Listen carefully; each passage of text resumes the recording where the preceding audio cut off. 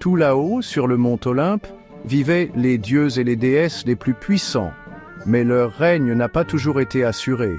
Avant Zeus, il y avait Cronos, le roi des Titans, et Rhea, la déesse de la terre. Cronos, craignant une prophétie selon laquelle il serait renversé par son propre enfant, avalait chacun de ses enfants tout rond. Rhea, désespérée de sauver ses enfants, a trompé Cronos en lui donnant une pierre enveloppée dans des langes au lieu de son plus jeune fils, Zeus. Cronos, sans se douter de rien, avala la pierre. Zeus fut ensuite emmené en secret sur l'île de Crète où il fut élevé. Caché dans une grotte, Zeus devint fort. Il était soigné par des nymphes et gardé par de loyaux protecteurs. Il était nourri du lait de la chèvre amaltée et ses pleurs étaient masqués par les bruyants affrontements des curettes, de jeunes guerriers qui dansaient et chantaient. Lorsque Zeus atteignit l'âge adulte, il chercha à accomplir son destin et à renverser son père tyrannique Cronos. Ce fut le début d'une bataille légendaire pour le cosmos. L'affrontement entre Zeus et Cronos fut une bataille mémorable. Cette guerre épique, connue sous le nom de Titanomachie, a secoué les fondations mêmes de l'univers. Zeus, avec l'aide de ses frères et sœurs, Poséidon et Hadès, a défié l'ordre ancien. Depuis sa forteresse montagneuse cachée, Zeus rassembla ses alliés. Il libéra ses frères et sœurs de l'estomac de Cronos, faisant d'eux ses alliés. Les Cyclopes, d'habiles forgerons, ont forgé pour Zeus ses foudres, une arme d'une puissance inimaginable.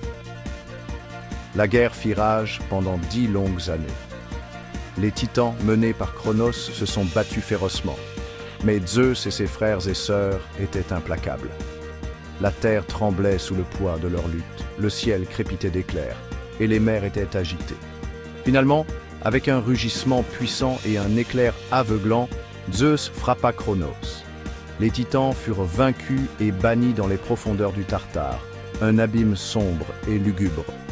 Le règne des titans était terminé et l'âge des Olympiens avait commencé. Victorieux de la titanomachie, Zeus a revendiqué la domination du ciel. De son trône sur le mont Olympe, il est devenu le dieu du tonnerre, de la foudre et de la pluie. Il contrôlait le temps, apportant des tempêtes d'un simple mouvement de poignet et le calme d'un geste de la main. Son symbole était le puissant aigle, une créature connue pour sa vue perçante et son vol puissant. Il planait dans les cieux, reflétant la domination de Zeus sur le ciel. L'aigle servait souvent de messager, transmettant sa volonté aux mortels comme aux immortels. Avec ses foudres, forgées par les Cyclopes, Zeus pouvait secouer les cieux et briser les montagnes.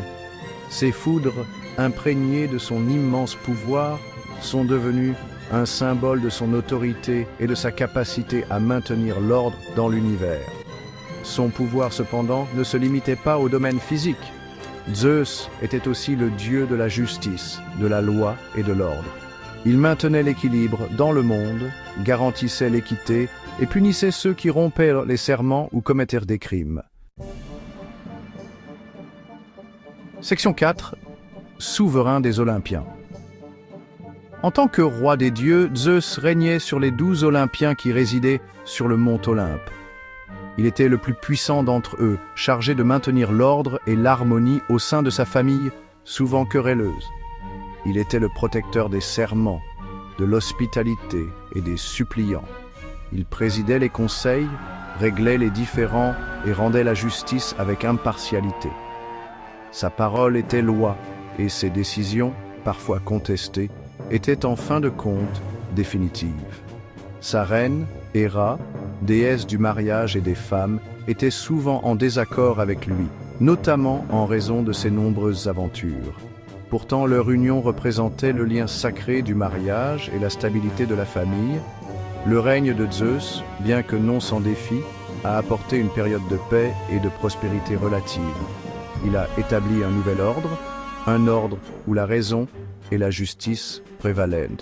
Il est devenu l'autorité suprême, l'arbitre du destin et le protecteur des dieux et des mortels. Section 5. Un héritage inscrit dans les mythes. Les histoires de Zeus, remplies de triomphes et de tribulations, d'amour et de pertes, de pouvoir et de passion, captivent l'humanité depuis des millénaires. Elles offrent un aperçu de la vision du monde de la Grèce antique, reflétant leurs croyances, leurs valeurs et leur compréhension du monde qui les entourait. Un mythe célèbre raconte l'amour de Zeus pour Europe. Il s'est transformé en un taureau blanc pour la séduire, l'emmenant en Crète. Un autre récit parle de sa rencontre avec Léda, lui apparaissant comme un majestueux cygne. Ces rencontres ont donné naissance à des héros comme Héraclès et Hélène de Troie. L'histoire de la boîte de Pandore, un récit de curiosité et de tentation, est également attribuée à Zeus. Il a donné à Pandore une jarre lui interdisant de l'ouvrir. Cependant, sa curiosité l'a emporté, libérant les maux dans le monde, ne laissant que l'espoir derrière elle.